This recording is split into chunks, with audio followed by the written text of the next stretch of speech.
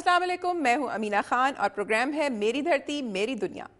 आज के प्रोग्राम में बढ़ती हुई महंगाई के तामीराती शोबे पर असरात के बारे में खुसूसी रिपोर्ट शामिल की जा रही है, जबकि अज़्म व हिम्मत की मिसाल माजूर नौजवान से भी आपकी मुलाकात कराई जाएगी। इसके अलावा बलूचिस्तान में कबायली तसादुम के हवाले से भी रिपोर्ट पेश करेंगे। खैबर पख्तूनख्वा से ज़िमनी इंतखाबात के हवाले से सरगर्मियों पर भी हमारी नज़र होगी, जबकि पंजाब से मिलावट माफिया की कारस्तानियाँ, गुर्बत के हाथों मजबूर बाप की लाचारगी और काश्तकारों और किसानों के विद होल्डिंग टैक्स पर जारी एहतजाज को भी आपके सामने पेश किया जाएगा। इसके अलावा तालीम, सेहत और दीगर शोबों में अवाम को दरपेश मसाइल को भी प्रोग्राम का हिस्सा बनाया गया है।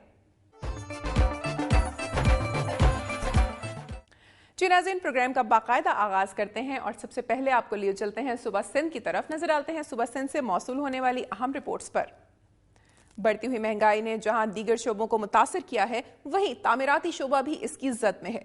पंगरियों समेत अंदरून सिंध में ईंटों के नरखों में जबरदस्त इजाफा हो गया है, जिससे तामीराती सरगर्मियां मुअत्तल हो गई हैं। इस हवाले से मजीद तफसीलात जानते हैं इस रिपोर्ट में।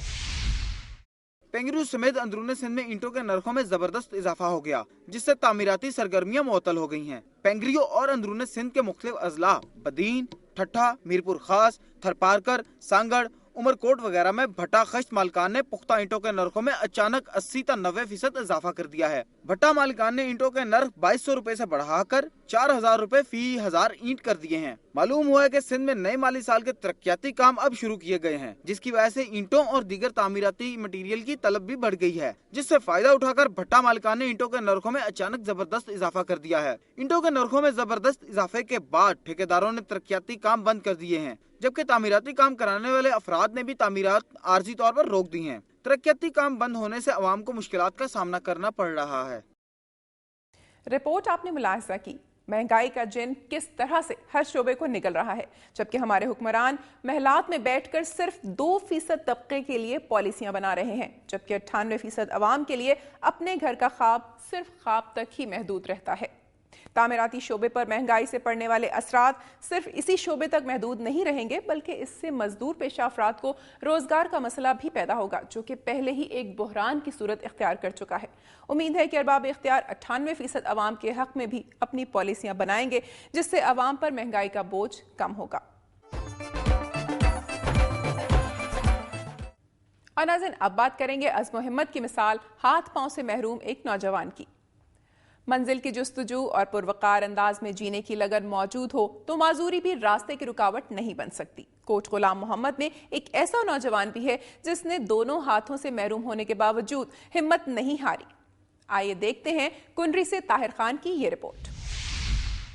23 साल ता मोहम्मद शेख ने सब्जी मंडी कोट गुलाम मोहम्मद में मोबाइल शॉप खोल रखी है। 10 साल कबल बिजली का करंट लगने के बायस दोनों हाथों से महरूम होने वाले इस नौजवान ने कभी भी माजूरी को खुददारी की राह में हायल न होने दिया और दूसरों के आगे हाथ फैलाने के बजाय अपने लिए रिस्क हलाल कमाने को तरजीह दी। अता मोहम्मद शेख दुकान पर आने वाले ग्राहकों के मोबाइल सेट की बैटरी और सिम तब्दील करने के अलावा इसी लोड भी खुद ही करता है। और दिल माना था ऐसे कोई ना कुछ काम होना चाहिए, ऐसे है ना, फारिग बैठने से कुछ नहीं मिलता। और बरू इससे अच्छा मेरा बेहतर है कि अपना काम खुद कर सकता हूँ, तो और बरू पाएंगे बैठ के बोझ क्यों बनूँ घर पे और बैठूँ क्या बनूँ, तो इसी के खातिर मैंने अपनी मोबाइल शॉप खोल ली।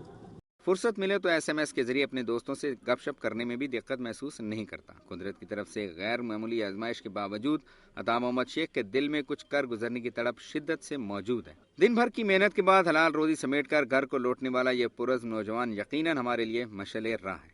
हौसले बुलंद और हिम्मत जमा हो तो किसी भी किस्म की माजूरी आगे बढ़ने की राह में रुकावट नहीं बन सकती। ताहिर खान, दुनिया न्यूज़, कोट गुलाम मोहम्मद। नाज़रीन, हमारे मुआशरे में कोई माजूरी ना होते हुए भी कामचोर भीख मांगने में आर महसूस नहीं करते। अब तो ऐसा लगता है कि पूरा मुआशरा ही भिखारी बनता जा रहा है। ऐसे माहौल में हाथ पांव से माजूर ये नौजवान एक उम्मीद की किरण नजर आता है और हम उम्मीद करते हैं कि जरा सी मुश्किल से घबरा जाने वाले अफराद इस नौजवान की मिसाल को सामने रखकर मुश्किलात का सामना करने का हौसला पाएंगे। और अब एक नजर डालते हैं सुबह सिंध की चंद खबरों पर। तालुका नारा के एक गांव के ये बच्चे वॉबडा की लापरवाही की सजा भुगत रहे हैं। گاؤں عاشق ارادین کا محرم نامی یہ بچہ اپنے چھوٹے بھائی کے ساتھ چند ماہ قبل مویشی چرا رہا تھا. وہاں وابڈا کی 13,000 وولٹ کی تاریں گری پڑی تھیں. تاروں نے دونوں بچوں کو جلا دیا. ایک بچے کے سر اور دوسرے کے ہاتھوں کو نقصان پہنچا. گاؤں والوں نے اپنی مدد آپ کے تحت علاج کروایا. ڈاکٹروں نے ایک بچے کی جان بچانے کے لیے اس کے ہاتھ کاٹ دیے. وابڈا حکام نے آج تک ان کا حال معلوم نہیں کیا. گاؤں والوں نے اعلیٰ حکام سے اپیل کی ہے کہ بچوں کو انصاف فراہم کیا جائے. وابڈا بچوں کی مالی مدد کرے اور ان کی تعلیم کی ذمہ داری لے. سینئر وکیل نے نواب شاہ پریس کلب میں پریس کانفرنس کرتے ہوئے الزام لگایا ہے کہ سافٹ ویئر کمپنی کے پاکستانی مالک کو جھوٹے مقدمے میں گرفتار کروا کر رہائی کے عوض 1 کروڑ روپے رشوت طلب کی جا رہی ہے، جبکہ دوسری صورت میں قتل کرنے کی دھمکیاں بھی دی جا رہی ہیں. کمپنی کے مالک فیصل ذکریہ میمن کے وکیل رضوان میمن ایڈوکیٹ نے نواب شاہ میں پریس کانفرنس میں بتایا کہ فیصل ذکریہ کے پارٹنر طارق منصور نے کمپنی میں غبن کیا، جس پر اس کے خلاف کارروائی کی گئی تو پیپلز پارٹی کے رکن سندھ اسمبلی طارق مسعود آرائیں، جن کا تعلق نواب شاہ سے ہے، نے فیصل ذکریہ میمن کے خلاف جھوٹا مقدمہ درج کرایا جو عدالت میں چیلنج کیا گیا، جس پر عدالت نے اسے خارج کر دیا. بعد ازاں ایم پی اے طارق مسعود آرائیں نے نواب شاہ میں اپنے منشی امیر علی ایوان کی معرفت ایک بار پھر بی سیکشن پولیس اسٹیشن میں فیصل ذکریہ کے خلاف جھوٹا مقدمہ درج کرا دیا اور اسے گرفتار کرا کے اپنے سامنے پولیس سے تشدد کرایا. رضوان میمن کا کہنا ہے کہ ان کے موکل سے رہائی کے لیے 1 کروڑ روپے مانگے جا رہے ہیں اور اسے جان سے مارنے کی دھمکیاں دی جا رہی ہیں. ایڈوکیٹ رضوان میمن نے کہا کہ اگر فیصل ذکریہ میمن یا ان کے خاندان کو کچھ ہوا تو اس کی ذمہ داری ایم پی اے طارق مسعود آرائیں پر عائد ہوگی. انہوں نے کہا کہ اس قسم کے اقدامات سے ملکی معیشت اور سرمایہ کاری کو نقصان پہنچ سکتا ہے. انہوں نے جھوٹے مقدمے کی انکوائری کرنے اور فیصل ذکریہ میمن کو قانونی اور جانی تحفظ فراہم کرنے کا مطالبہ کیا. ایم پی اے طارق مسعود آرائیں نے رابطہ کرنے پر بتایا کہ انہیں بدنام کرنے کی کوشش کی جا رہی ہے اور اس واقعے سے ان کا کوئی تعلق نہیں. صبح سندھ کے بعد آپ کو لیے چلیں گے صوبہ بلوچستان کی جانب. نظر ڈالتے ہیں بلوچستان کی چند اہم رپورٹس پر. ڈیرہ مراد جمالی کے قریب تحصیل چھتر میں زمین کے تنازع پر 2 قبائل میں کشیدگی برقرار. مزید فائرنگ سے 2 افراد ہلاک، 6 افراد زخمی ہو گئے، جبکہ ہلاک ہونے والوں کی تعداد 6 ہو گئی. سول اسپتال ڈیرہ مراد جمالی میں ایمرجنسی نافذ کر دی گئی. مزید تفصیلات جانتے ہیں. دونوں قبائل کے درمیان جدید ہتھیاروں سے فائرنگ کا سلسلہ جاری ہے، جس کی وجہ سے علاقے میں کشیدگی پھیل گئی ہے. اس واقعے کے بعد چھتر کے 15,000 سے زائد لوگ محصور ہو کر رہ گئے، جبکہ کئی خاندانوں کو ایف سی کے جوانوں نے اپنی گاڑیوں کے ذریعے ڈیرہ مراد جمالی سٹی میں منتقل کرنا شروع کر دیا ہے. تعلیم، صحت سمیت دیگر تمام سرکاری ادارے بند ہو گئے ہیں.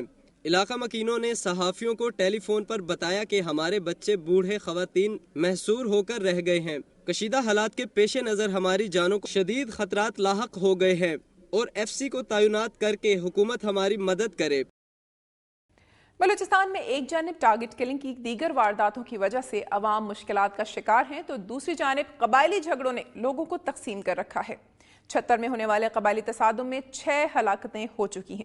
آئی جی کے دعوے کے مطابق تو امن بحال ہو جانا چاہیے، لیکن لگتا ہے کہ اب تک یہ صرف دعوے ہی ہیں. امید کرتے ہیں کہ ارباب اختیار روایتی یا غیر روایتی طریقہ کار استعمال کر کے خونی جھگڑوں کا خاتمہ کریں گے. اور اب ایک بریک کے بعد ملاحظہ کیجیے. بھوانا کے نواحی علاقوں میں دودھ اور کھوئے کے بیوپاری عوام کو موت کی طرف دھکیلنے لگے ہیں.